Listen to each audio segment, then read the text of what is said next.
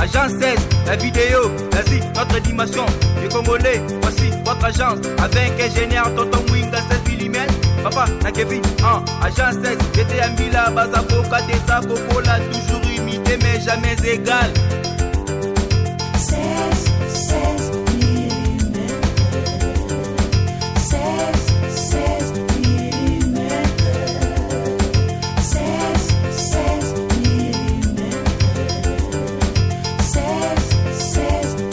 mm. Réalisation, clip vidéo, théâtre et cinéma, publicité, documentaire, magazine, reportage mariage, reportage d'aide et émission. 16 mm. 16 mm.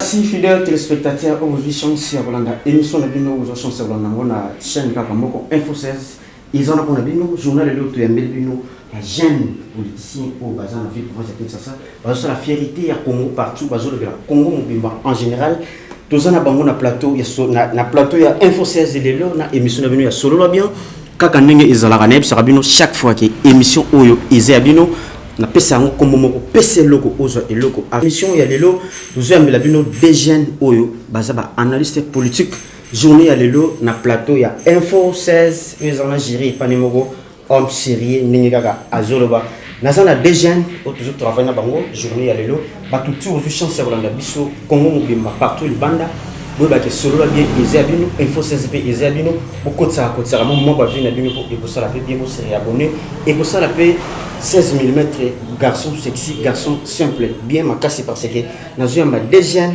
oyo bazo défendre République démocratique du Congo journée ya lelo nazana 5 points oyo to soulever ngo na bino to kolobela kingo pe to na ville province ya Kinshasa et to kolobela kandongo na biso ya beni ndenge nini ozo komela bango jour au jour bazo kufa on dirait bazanga papa on dirait bana mo bazanga maman de bana nyoko OK papa zali maman pe azali bazo kufa to beta solo wana to beta pe solo mbandaka ndenge le gouverneur ya mbandaka to yebite bato mbandaka balobi ke gouverneur atika makambo mbandaka to ezana charge na été azo ko ba yangote to kolobela pe yango to kolobela pe sous grand équateur bato tout ba gérer mboka na minute au bas équatorien il faut passer quelque chose pour l'Équateur parce que la ville ya Lisala il faut pas délocaliser parce que l'érosion économique est impossible.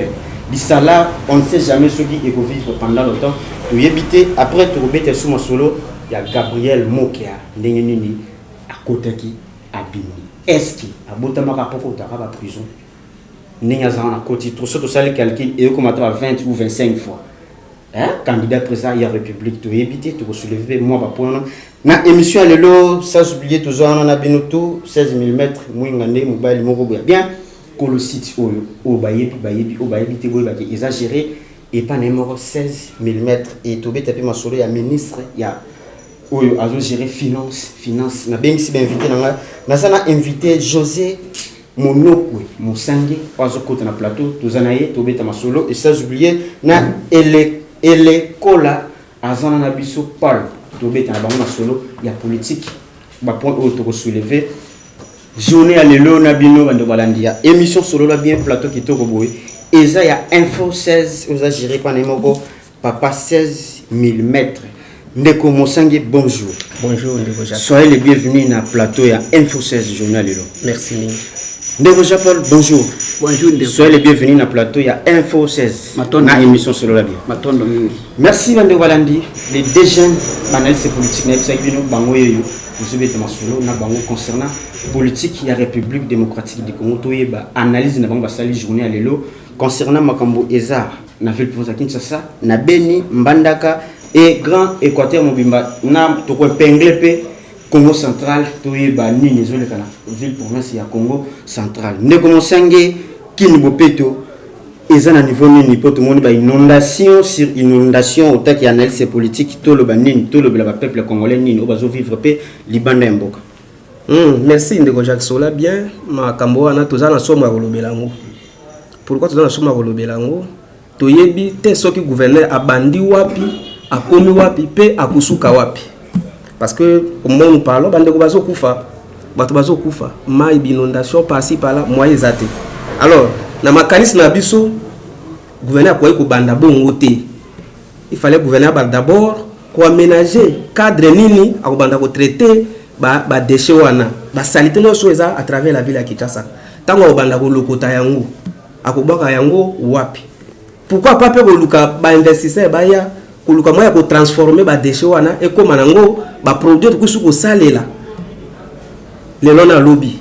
Alors makambo kimbo peto wana eza peu moins difficile ya ko lobela yango parce que nous voyons à travers la ville ya Kinshasa ndenge ni mboka et poli.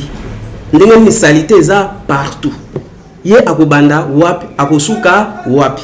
Donc pour nous les autres nous trouvons que kimbo peto wana ezaka mascara.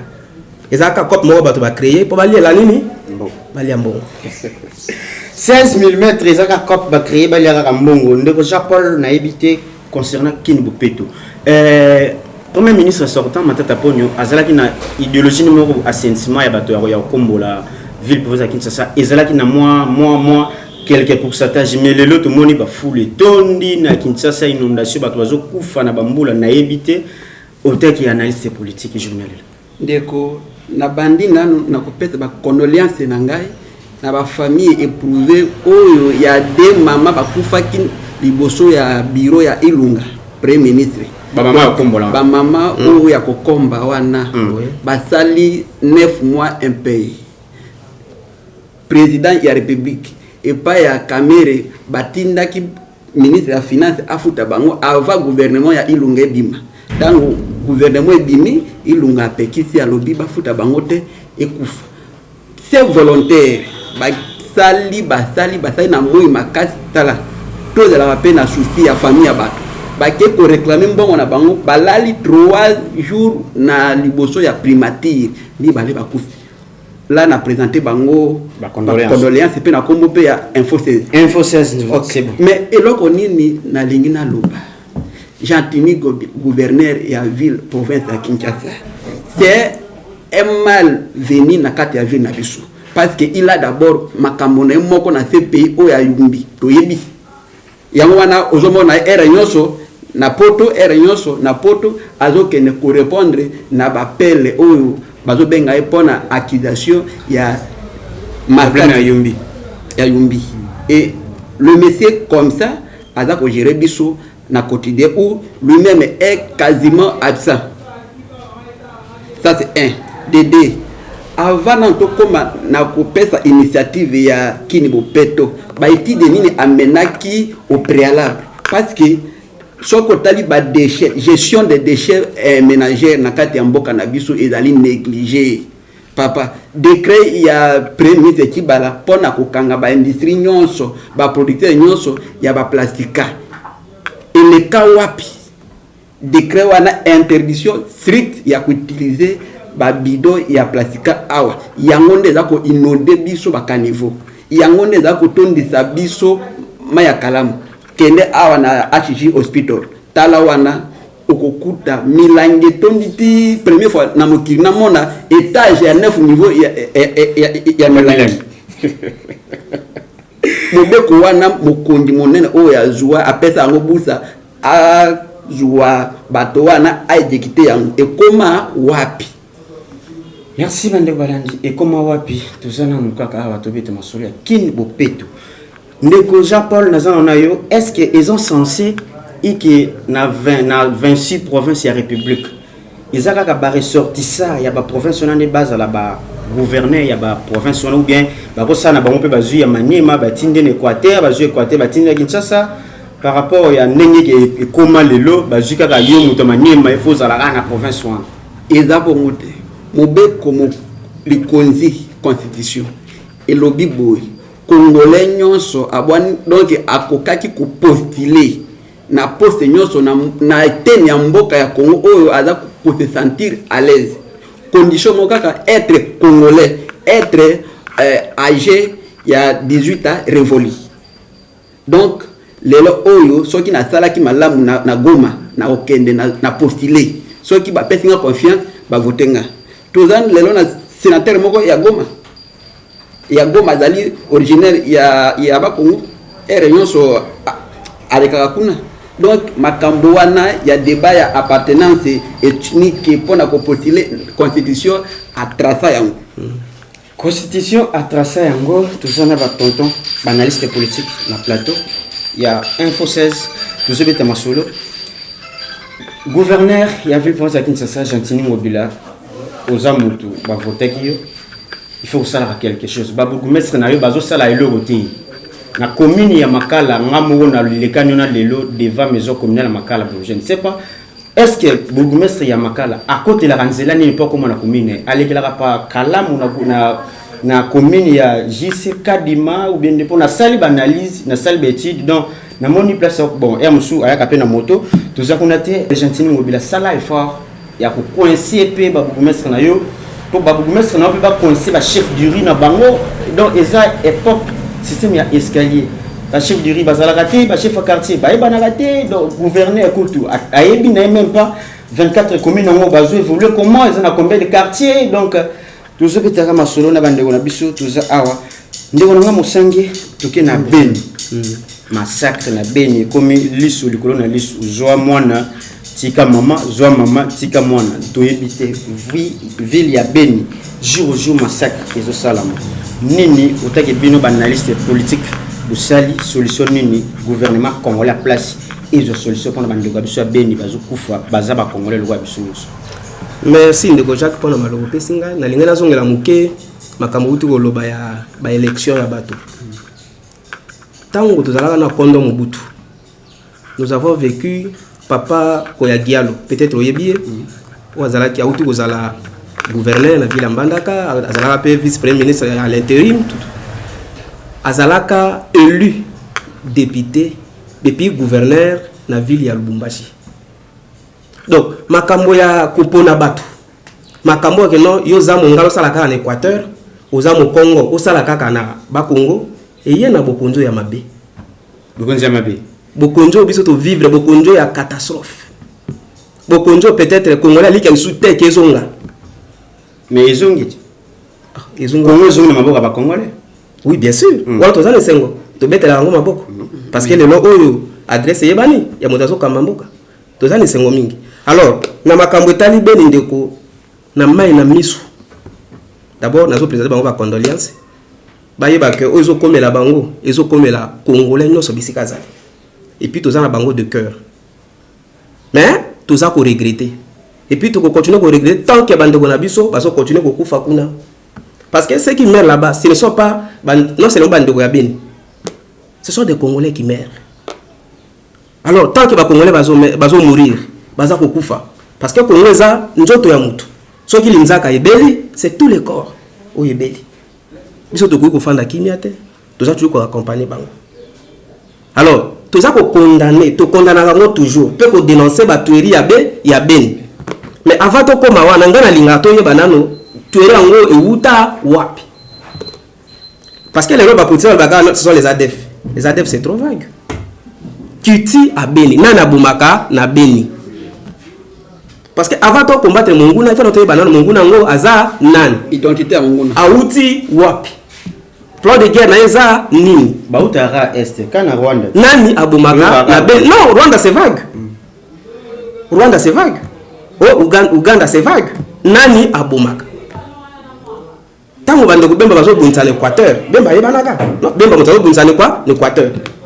Urubemba motazo bundisa boy. Mais makambo ya Beni kaka no badef ngo bazaba nani. Dernièrement na utu kolanda na TV5. Analyse mo lobby, makambo ya ADF e bandi le loté. C'est depuis ba 60. C'est une armée au ba yana Congo pour se préparer ba bundisa Uganda. Est-ce que tango Mobutu azalaka na bokonzi? ADF abomaka moto na Est?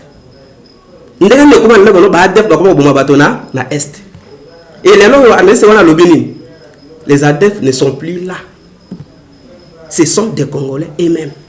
Voilà. Donc il y a complicité. Voilà. Il y a eu des noms de gens qui ont été cités dans makambo ya Beni. Alors, les gens oyo na sekimo mingi. Comment na kuitu na biso ndeko aller à Tundu. Koleka na télévision ko loba kenon, tout ça ko senga départ ya Monisco. Na Est. Comment on peut dire que bazala balingi balata likambo ya peuple parce que c'est le peuple qui a pris cette initiative que non Monisco azonga ya lingi alata yango na makanisi ya bango ya mabe ya kalawa po bango bana ko binsa Monisco ka depuis so ki 2015 wa po nini MONUSCO atiaka kan na ba plan na bango ya mabe contre mboka na biso ya koloba no gouvernement présenté bango calendrier pour na sortir MONUSCO na Congo. Non, MONUSCO eza nango une armée de secours. MONUSCO ya ko remplacer FARDC. MONUSCO ndenge za wana po e attaquer. Il faut pas jouer ordre. Il faut considérer la sécurité ba siéger. Chapitre 7 il y a constitution. Et puis na bitumba wana MONUSCO za la liboso tendeko. Ba tiaka toujours FARDC liboso. Ya za na ye secours. Et c'est une armée étrangère au moment opportun MONUSCO a kozonga. Ba umeli pe mingi. Mais lelo aller atundu pa kozana depuis ba ya kimia pe na tester. Lelo so to koloba ke so to kosenga le MONUSCO azonga. Il faut quand même étudier eza question moko profonde.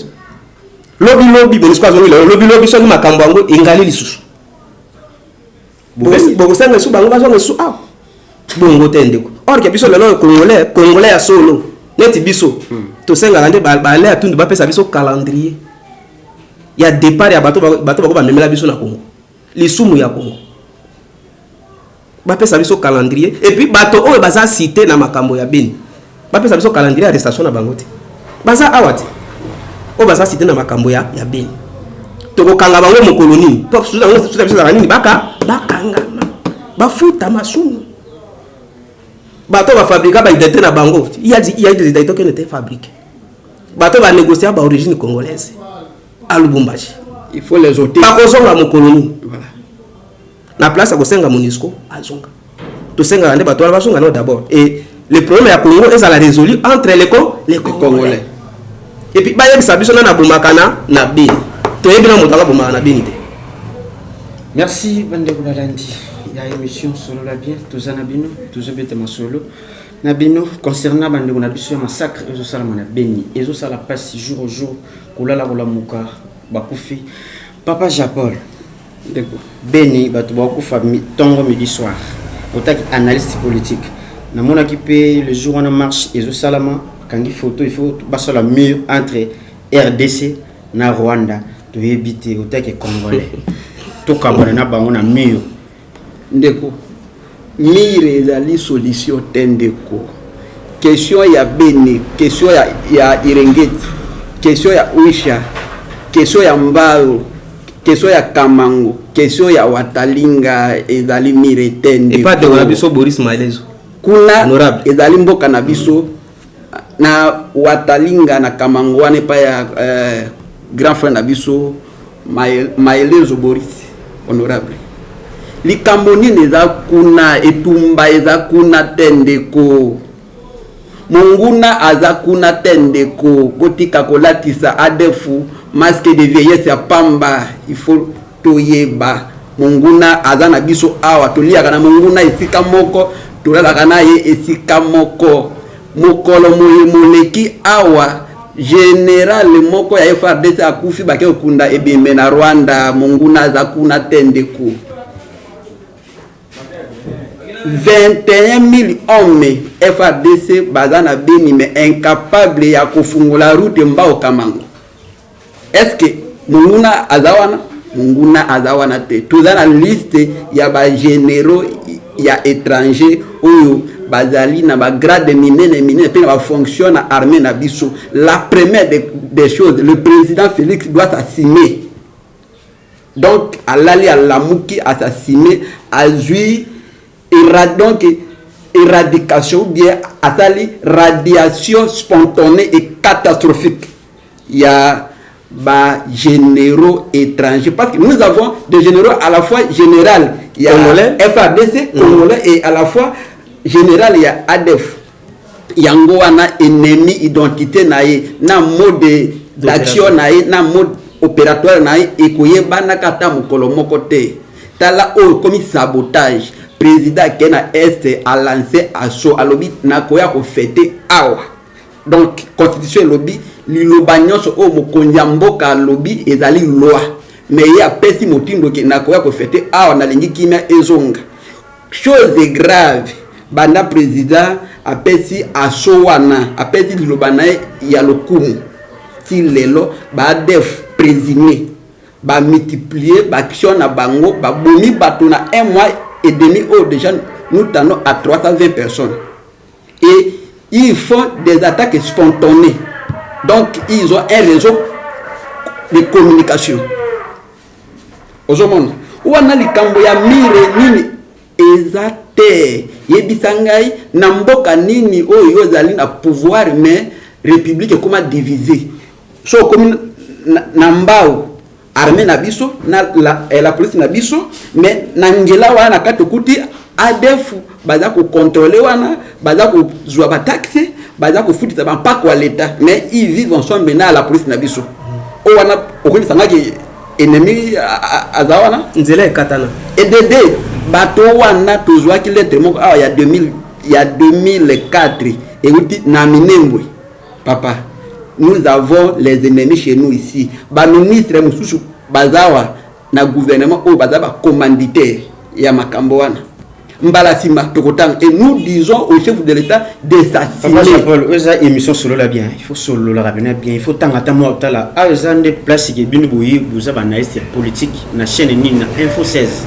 biso to bomba yelo te biso ba fongola ba nzungu tout oyi pino tel ki ngano lia mutu ngombe umoni mutu ngombe li batongo bazonyo ko la Congo ata mo ba kombo ba congolais pe ba yeba na place ba si attaquer na chef de l'état mbala mo to ko si attaquer na bango non ndeko constitution lobby réservons les primaires au chef de l'état azali garage ya république azali les seuls ou azali mieux informés na république ayebi ala na liste ya ba commando rwandais nyonso oyo baza na armée aza na liste ya ba ministre rwando congolais oyo baza na gouvernement na ye et ils ne tiennent pas des moindres ministères baza na ba ministère minene donc complicité eza awa pona ko sauver congolais ya Beni congolais Équateur po Beni Équateur Beni Kisangani Beni Kasumbalesa toza motobo moko si un congolais meurt c'est toute une génération qui en pâtit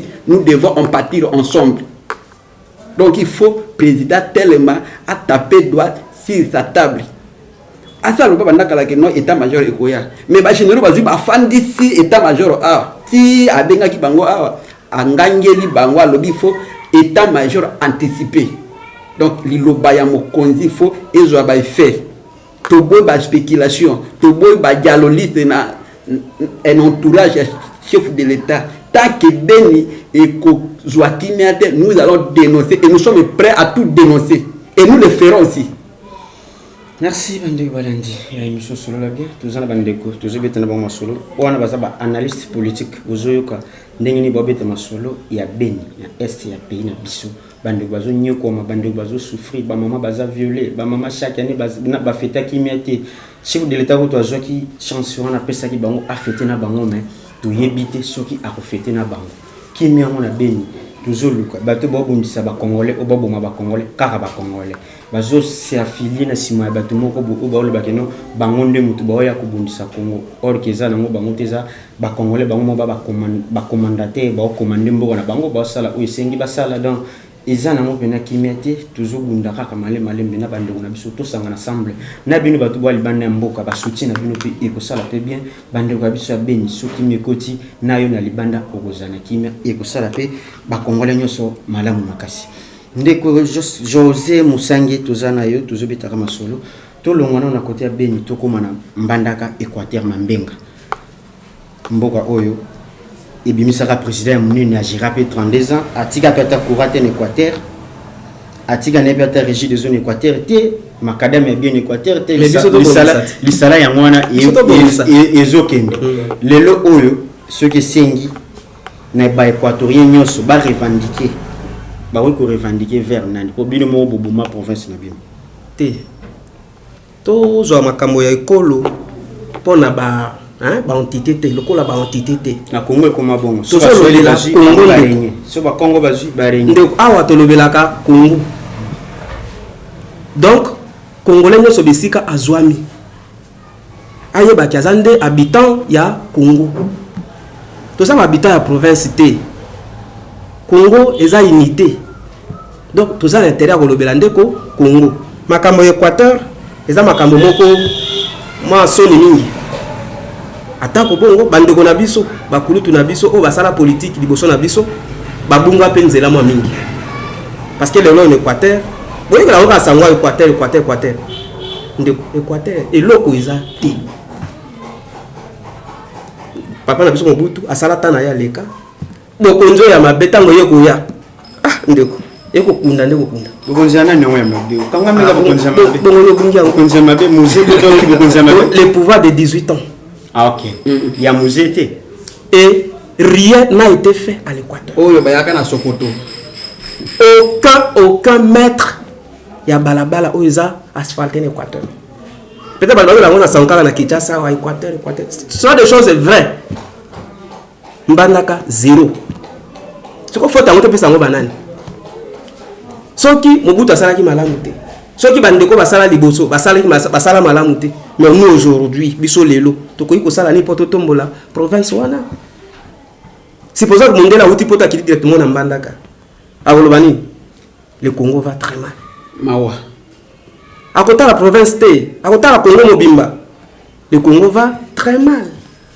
Donc, nous avons tout intérêt à s'occuper de la province wana. Il y a relever l'économie de la province wana. Et puis, la province est pauvreté. Ils en ont besoin. Ils en ont banzité. Les gens ont souhaité que les maniema ignon. Maniema ignon. Il y a ils ont eu banzité kuna. Ils ont punja. Ils ont eu banzité kuna. Il y a un autre mytho naka. Bakulu tunabiso Équateur. Ba Gabriel Mokia Mandembo. Ba tunabiso wananyosu ba ndiko nabiso ba yende. Tous nos leaders là. Qu'est-ce qu'ils font? Ba tiki mbonga nabiso kende boy. Ba miyibi ba kote biso ba ko kite biso to yeyi ba ko kite. Do ya wana biso to lobby cette fois-ci to koti biso ba kulu na biso ba bunda bango moko te. Biso to koti makambo yango. To ko dénoncer ti ba kotika. Parce que on les a province na biso. On les a fierté na biso. Comment moto okota na Équateur a katinzete abimi nango aki. Sans que ba konzo baza en place, ba yeba baza la informer. Complicité na Kinshasa. Des hommes forts à qui ne va comment détruire, copier ma province. Il y a un biso, tous à mobiliser. Tous à mobiliser de façon que tout bunda pour province wana et sont quand même juste valeur nango. Mais les gens sont un peu moins inquiets parce que bandeko peut baquer vite na besoin. Tout le monde va tout lancer campagne moko nambanda kuna lobby kapa na ngoni Équateur mérite mieux. ah bakolo nango Équateur mérite bakolo nango bango wana Équateur mérite mieux. Cela veut dire que le gouverneur oyaza en place il est là oyo aza ko mériter te azala wana aza incompétent balingi ye alongwa makambo wana pe ezongisa mbanda kama sim obi soki conflit eza ko régner na kati ya libota wana kende liboso te makila zubo ko nambandaka bandeko babundisi makila ake atikala jamais ko tia makanisi na ye na musala oyaka na ngona mutu makila ake bayenda ye mbilinga mbandaka bayende ake mususu aye wana soki Tony papa ye kaka bo Tony bameto nga na ye ba komona bango te lelo mbuta mitu na biso bobo bolumbu ye aye kozwa bokonzi toko nesu ko bundisa bango bongo te Mungu na profitaka bisika makelele ezali au lieu que tu sois temps à réfléchir comment est-ce que tu peux sunga mboka na biso ke liboso nous sommes toujours dans des combats dans des conflits inutiles quelque part ko bundisa bobo aza incompétent mais on doit avocat ya diable te lobi en droit administratif la lobby la compétence et d'attribution. Vous comprenez? Alors, dans quelle attribution, nous avons accusé Bobo incompétent. Voilà. Le Japon, Bobo, Boloko, Aza gouverneur élu dans la ville province de Mbandaka. Les Oyo, Yope, Ozana a problème. Province de l'Équateur. Province de l'Équateur. Yo, Naibite Nabengayo, exilien. Politique na Congo parce que a interdire yo Mbandaka so komi ba kangayo na cause ndeko Mbandaka ekufi province et comme la défaite province est de l'Équateur donc mboka ekufi mais avant na côté la likambo ya bobo boloko bolumbu pesanga moi minute mibale na pesa no aspect oyo 18 ans etiki mboka na biso Grand Équateur. 18 ans et à pouvoir Équateur oublié. Donc le régime Kabila doit s'assumer et s'excuser. Et monsieur Assima, écoutez la titre en ligne, régime Kabila s'assumer ou s'excuser pour le sous-développement Équateur, oubli ou volonté. Donc 18 ans à pouvoir Équateur 1,5 km ya macadam. 18 ans à pouvoir Équateur aucune pose pierre. Équateur ata inauguration mon côté. 18 ans et à pouvoir Équateur ata entreprise moko ya sikate. Tokomi nambandaka. Pourquoi to lancer campagne Équateur mérite mieux? Pourquoi les autres fans to créer structure moko comme nango génération consciente pour to moni mabe eleki. Soki mbuma mabe eza na kati ya mbuma ya malamu ekubebisa misusu wana. Bobo boloko c'est un malvenu, c'est un frère ya développement ya mboka na biso. Lelo oyo bato na babenga babino 5 mois yango répression et ya kate. Pourquoi bolingi bolongola bobo? Non, à sali 2 ans et demi par mois gouvernement central et pesa kae 71 millions de francs fois 2 ans. Mbongo wana nyonso ekindeke wapi? Donc viens afanda wana kosala rétro commission. Donc ekei lokola bakondi moko awa bakia iwana par ricochet, il fallait atinda ila kabango mbongo. Ndambu ya mbongo etikali apesi ba député ngela ezate. Yango na to lancer campagne ya mbanda no Équateur mérite mieux. Bobo aspolier ba terrain nyonso ya Onatra. Bobo akoti na makambo ya santé na PV ajui alongoli bato ya kalaki bato na epona rétrocession donc rétrocommission et salema.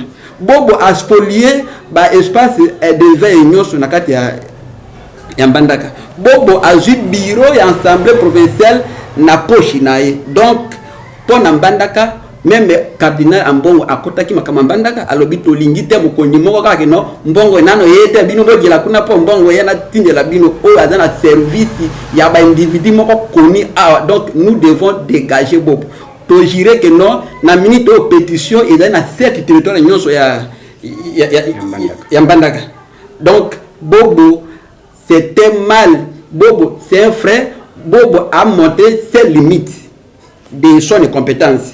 Il fallait alongwa bisoto kota wana soki ngai te yo ye moto nyonso oyo azana vision pe na volonté ya keto accélérer mboka na biso ekende. Soki ba tungisaka babunisaka babayende ba makila papa parce que bandai kotambola na bangela oyo bato wana bamona yikitio bangela wana zalaki ya kolongo bana te. Mais solution si qu'on Équateur pour na to développer il faut Bobo akende. Pour na bongo ya santé ba infirmier ba il faut Bobo akende. Pour na bato ya na travail récupérer terrain na bango il faut Bobo akende. Pour na bongo oh chose grave Banque mondiale appelle mbongo na projet PDCS. Ba jui les lombongo wana Bobo na bato ne ba le Banque mondiale depuis poto akomi mokanda akati nini wana. Les lois peuvent atteindre retire la vaccination. Conséquence, moi j'ai perdu un enfant. Les enfants mères na bassan kusupona rougeole. Pourquoi? Parce que Bobo a dit mbutu na makambo tali vaccination kuna. Owana en tout cas boloba tokende Bobo capacité managériale zéro tende. Bandeko basama presse mingi. To longola ki makila to suki wapi. To longoli bayende. Tokomi wapi? Non, moi je pense que mbanda les avions dans l'équipe une bonne partie ya vinanga. Soki batangi bato ya bozuna mbanda ka mibale misato. Bobo azana kati. Mais papa, bonjour, la compétence c'était Bobo azana kati. Alors, le nom soki to lobaka no Bobo akoki mosala na été. Non, c'est ça c'est trop vague. On les a débat ya balabala. Mais il faut te rappeler ba preuve. Bisika nini Bobo akoki te. Ndeko kolongola Bobo lelo eza solution te. Les Équatoriens doivent se parler. Mais si on peut te kolongola Bobo, to longola pe ba onyoso, to effacer image ba onyoso ba kamba Équateur. Mais ba cela kana moto za na compréhension lokola yo. Ngana yebi mbanda très bien. Bato wana baza compliqué. Ezaka ndenge artiste ça ça loba que soki olinga comme mokonzi comme partout mais na Congo te. soki olingi okoma gouverneur koma partout mais na mbandaka te omoni bato oyo bakoyisaka bakonzi kaka bongo il crée des histoires comme ça akokoya kaka bobo il est incompétent en quoi omoni ndeko aza capable oyebisanga bisika nini bobo azokoka te incompétence na gestion quotidienne ya province non conseil des ministres kuna kutu bozoba bosoto vie alongo bani te akende lelo Jean Paul akende bobo akende lelo oyo bobo azali suna mbandaka te soki eke sengi balongola ye ozo proposer nani bazongisela bino baende bazongisela bino José Makila bazongisela bino soit kilelo pe ndenga na lobaka mingi kilelo bakozwa pe jeune gouverneur te lokola yo o gérer pe ville ya mbandaka. Merci beaucoup ndeko na stade oyo na kozala pressé ko na besoin yete na yebisa to longole poto tia songolo pakala jamais là na ko taper à côté mais l'essentiel c'est d'abord to dégager nano chic parce que l'IND ça complique l'écolo to dégager nano ye akende comme ça le primaire to kotika na peuple makolo pouvoir to kotala na sima et avec toute disons avec tout respect il y a bakolo na biso baleka wana bango nano baleka nano batikela mipepesika chance botikela mipepesika chance on a parole il y a jeune politicien Japol ndenge lobi mipepesika pe ezo place to lobe pai to zonge pai Équateur ils ont la richesse et bien le pétrole nano non exploité en Équateur ezalaka diamant ezali banzete angona na otiko yoka ki bazo exploiter banzete complicité na banani au Équateur ba école ils ont banda makasa mais ba exploiter nzete na Équateur bana ba vendre la banzete bambou mais ba exploiter banzete na Équateur pourquoi herbaton ba so exploiter Équateur quand même le people ça la rappelle batu herbino bozo so ba millions bo pesa ba petit peuple ta ba 100 francs botomil bango ta ba bâtiment ba école gratuité pe en auto le bateau le bateau to le baraka botomil bango ta do ba école ata so bo masquer ba on ba école na mo ba mbongo moko boy bazana bango batu tellement bino bo double Kenya bo tanga mingi kaide ndenge nini bo falfiaka makambo et là il y a bien aux balusi aux ya mabi tse likolo pona la kisango batu tout ça quand même ba réaliste pour ça là effort bato bazo kokata banzete ba société wana j'espère bazo ba ordre nyos a Kinshasa mais herba qui est na province wana yo gouverneur aux représentant légal et chef de l'état il faut pas les cas pareil c'est que ba mbongo wana ndeko musangi bazapi na réseau longola bobo ceux qui mbongo ya bongo yaki société bongo ye il faut à réceptionner bango ye mutu il faut à l'accès bango qui non ta la place pour exploiter yango parce que azu ordre naie depuis on a vu vendre Kinshasa ndeko bobo c'est juste une conséquence ya bokambemi ya mabe voilà bobo auti wapi ozongelinga sikubo kambemi azongelinga zela nanu na lobo kamabe par rapport na bobo te bobo auti wapi auti na gouvernement le mal ne commence pas là-bas le mal vient d'ailleurs mabe auti nde awa bato baza ko manipuler bangala baza awa ndoko auti ko évoquer makambo ya rétrocession wana mais na yebi pe que na gouvernement congolais makambo ezalaka mo pasi po ndoko Moïse Katumbi kubeba naina Kabila ezalaka po makambo ya rétrocession tango atombola mongongo pona kosenga rétrocession et posa ba problème donc mbongo wana pe ezalaka nango régulier te ekendaka nango mingi te 2 ans et 5 mois bolende wana ezana on a prévité gestion na yango toza na prévé ya makambo wana gestion nango ezawa ba exploiter banzete na Équateur oui baza ko exploiter banzete maneme nio ezakaka esprit na biso wana ya ki wana bato moko ba s'imposer na Congo o que non babanga bango aye à s'imposer il fait des choses ndezo sale manambandaka banzete ya mbandaka et c'est une richesse comment mutu moko boyake et puis comment zaka ya bobote nos vieux qui sont ici oh toza na bango ah basala gani ba mbuta mutu ba makila sumanda basala ka nini kutangela ngai te kutu emedoka munene yoana oh bato na biso wana nyoso basala ka nini Équateur yango wana bazoyi ba banzete parce que tant que le Équateur nga tala kaka ombandaka oto boité ata makambo ba démembrement wana te moi je vois l'Équateur ndenge ni neza détruit ndenge ni neza pillé et puis makambo ba complicité ça partout Parce que quand les gens font des histoires comme ça, et ça quand bandeko na biso ba vient na biso wana, o ba linga kolongwa te. O ba fani na Kinshasa ah, ba yeba boni pe. E ba tona yote. Ezande ni. Ba vient na yo. Comme mozo ke bobo. VP a béni kope wana et kepo au retour rétrocommission. Mais sinon ça problème bobo mo côté, biso no to s'investir. Papa, likambo ya maniema inyo wana. Ba pesa bango contrat, il y a des concessions seulement. Moko na ngende, moko na bolomba. Na minute oyo ba keko kuta chinois a débordé na ba concession wana nyonso a commis au-delà. Ba yedisi chinois bimi a bengi général moko awa na kotanga komo na embarrassement.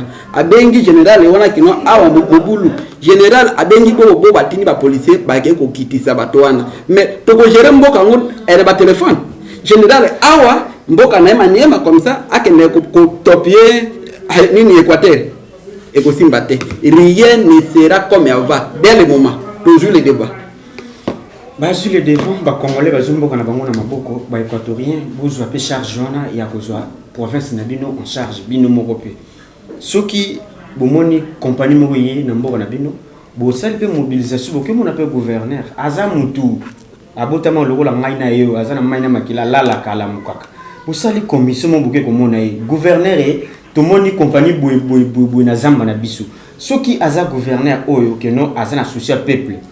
A copé sabino pe éclaircissement makambo ke non botala tala avantage na biso ba polo province ezabwe yango wana baye ba exploiter zamba na biso ingende na ndenge ko oti ko bagé chinois a débordé ba PC des zamba ya koti na troisième zamba wana quelque soit banini azana epé mutu moko il faut ko interdire yena no ko so ko kangaye na loi ya mboka a débordé eza déjà mabe ndeko musange comme déjà ko citer na émission na biso journée à lelo bino ba équatorien vous avez chance à travailler pe mingi le ministre ya finance azape équatorien beaucoup beta pe porte pas na ep er mususu à travers ye azala ki pe muto à travers na premier ministre Matata sortant azamuto maele na époque moko Kabila alubarake azoluka 15 personnes no ba weko aider mais ye pas zaki parmi batouana donc azalaki babane ko enveigler Kabila pour mona le Félix aye amoni mbamo azu atina finance ke yaza na ndenge bino bangala do benga yaza na mo alima pour tia ko pesa muto ministre donc ministère wana il faut zala na mo alima moko bo ndeko Jacques toza na sengo mingi pour les autres toza na moko ya ba équatorien ou aso sala biso valeur yinan ministre ya finance ndongo utu koloba kutu na biso José Sélé ya la Guli lelo oyo tozo pesa mingi longona parce que awuti ko tangama toma ya yambo na gouvernement ya Ilunga Ilukamba ou aso sala musala na ndenge elongo bani vraiment tango président Kabila lobai que azana 15 personnes autour na yete ayeba ndeko lukate azalaki pe na ba valeur pembeni na ye mais apesa ki matoi mingi et pas ya baini et pas ya banguna groupe na biso Sélé azalaki wana azalaki na matata elongo banda sebeko finance tilelo na primature comme directeur de cabinet matata pono awuti ko sukisa na DGI toza na esengo mingi parce que yé aza mo be vie mingi te aza moto presque ya ba génération na biso et puis na to moni ke ya ko tombo la biso akoyo se Équateur soni tembala o pour que ba tengi pe ka batuana oyo yebi wana Équateur soni o ba congolais ba yebi wana soni donc le loyo kulutu na biso José Sélé ya la Guli tozo bakela ye ba fleur a continuer bongo ayoka ba pesa matoi na banguna te bato balinga toujours ventre atonga bandako yango biso yebisaka ba politicien na Congo les ndaku les immeubles etika ka moto célèbre te Nelson Mandela tika bandaku te Thomas Sankara tika bandaku te voilà Emery Patrice Lumumba tika bandaku te ba immeuble te mais il est resté célèbre à travers le monde voilà quel est Russie le logo à université Emery Patrice Lumumba voilà t'as la fierté Yamboka. Alors, ce ne sont pas des immeubles érotiques célèbres. Tout le monde va tomber au Bakufia. Tu célèbres la loi na bango. Bato batika ba immeuble. Tu célèbres la loi na bango te. Mais des pauvres gens. Oh mais après ça quand la makaisi na epona ko tomba mayamboka tu célèbres la loi na bango. Yango wana biso to pesa ndeko la biso José Sélé ya la Guli. Kulutu to lingi yo mingi. Et puis toza simana yo. To ko soutenir yo ti na suka. Mais kolanda nzela ya bato baleka liboso na yo te pesa Équateur lokumu à travers musala na yo pesa Équateur lokumu à travers musala na yo ministre ya finance papa Japol moi le loba na ministre oyo aza pona bino ba équatorien te pona ba congolais nyo somé aza équatorien matondo mingi naza pe wana komona ndeko 16 pe azolanda elikolo 16 mètres azolanda likolo ya grand frère na biso wana pona azomona ye mosala malamu na kati ya studio na ye na plateau na ye longo ya mingi ndeko 16 Sele José Yalagoli c'est un ministre extraordinaire mais nazalaka légaliste nazalaka dialogiste c'était ni matol mais Nathalie CV naye Nathalie parcours professionnel naye c'est un ministre extraordinaire na gouvernement Ilunga et na pesi maison ya sondage oyo et nominé Sele Yalagoli le premier ministre ya compétence gestionnaire capacité managériale élevée na gouvernement oya Ilunga Longoya Sele akoti wana na ministère wana akuti déjà dinosaure moko afandela ki yango donc afandeli make ba numéro ya ba dossier ya bato ba dette ya bato ba dette intérieure bato oyo ba kotisa wana banda ba 2014 style lo bato ba kufa batika ba dossier na finance ba signaka te mais eloko to yebisa grand frère na biso ki aza ko continuer ko exceller pe a continuer ko exceller na transparence na bonne gouvernance na capacité na yawana ya malamu en tout cas to féliciter et il reste notre modèle donc to kolandela ye c'est un politicien oyo afingaka te un politicien oyo atiki ba trace le seul directeur ya DGI oyo a quadruplié ba recette na DGI ti lelo nga na ki bakinwa tembe yango José Sele à qui point awa a multiplié ba recette siko oyo akoya sima alekaye etondima alekaye tondima donc to pesier félicitations nous allons continuer à les soutenir nous allons continuer ya koyebisa bato malamu na parce que na côté capacité c'est un type compétent capable licencié na mikini awa après akeko tanga mingi na mikila poto siko azui ba capacité nyonso wana asangisi yango na gestion ya mboka pe na finance publique kuna ba réforme ndelikamo. Merci Bandeko Balandi ya émission solo la bien info 16 eza ya bino tuyambela ki bino journée lelo ba analyste politique au bout kolanda bango bino ko bozwi biso na nzela ko bien na suka boye baki na zalaki na deux personnes au bayaki kusala analyse lo politique ya Congo ndenge ezo évoluer ndenge kaka to bandaki ndenge pe to solution bino oyo boza pe na poser ya koleka kwa ko contredire les deux jeunes oyo baza na plateau ya info 16 une émission sur la bien numéro ezana ce que bengi ozala soyez les bienvenus to yamba yo kaka na plateau oyo to changera fond to sala fond ya mboka po to lobela mboka bongo drapeau mboka to lobara bongo po na mboka tibi mboka eza ya yuze ya nga eza biso nyoso union fait la force 16 mm limbisanga ndeko na yo na ebike TV eza ya batu ebele bazola na ngo na ebike mamuza pe ebele ndeko mosange tozo sisa to épinglé et l'homme entre parenthèses ya suka to sil ça parce que émission est comme déjà na suka ndeko mo ki akangami mingi équatorien wana to lo bato problème na ye ezalaka nini taki ndeko mo ki auti prison abimisima lobia problème na ye ezani azaka kimete akomi pena donc candidat président ya république azo ki pe ba voix ebele oyemo wa lobi ba voix o ba voter ngate bozo c'est la ko lo voix ba voix na auti sous prison. Parce que CV naé ezo pesa ba congolais mato ipasi azo mérité pe cause la président république était ndeko moki ya Gabriel congolais ndeko Jacques moi je dirais que ndeko moki ya kangamité parce que à la fin des comptes de ça ezala toujours vide moto bakanga kaye asali mabe bakondana kaye moki ya depuis bakanga kaye son dossier a toujours été vide.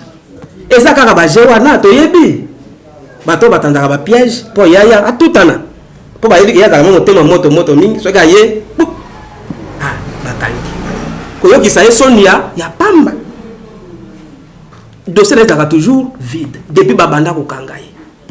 Alors biso toza baleki to bana ipana ye to kumisaka courage politique na ye po abanga raté faut koloba alobaka. Mais néanmoins to coupe pesa conseil que a éviter pas babilo comme misusu so ka moni ke loko za piège aza mukolo te esquiver parce que à force ya ko kangai basa ko faiblir po za penzoto awuta ko bela dernièrement AVC à force ya ko kangai wana akolemba. Mais sinon ba dossier ezaka toujours vide ba kangai quelque part pour rien quand on yo ki ça y soni yango na biso toujours pesa toujours courage à l'embater. La politique n'est pas faite pour une certaine classe de personnes, non. La politique, elle est faite pour tout le monde. Et nous devons laisser les gens passer à la politique librement. Comment créer les problèmes, tout. Nabila ko defa, oh, yebo kaza nango raison. Sauf que quel est ma kamabanda ko naï. Mais banda ko za yeti. Yonda ko moni akito sumaka ndako ya mokia. Toza pe na tele kuna, toza na bibwa, toza na partout. Il faut kaka ya mokia. Alors baje wana to yebi yango botika ko créer azali l'une des valeurs obiso to promotaka na to promouvoir en Équateur. Alors to lingata mutu moko boya ya ko tiela ye babiloko wana ba pro kajambe wana pour rien.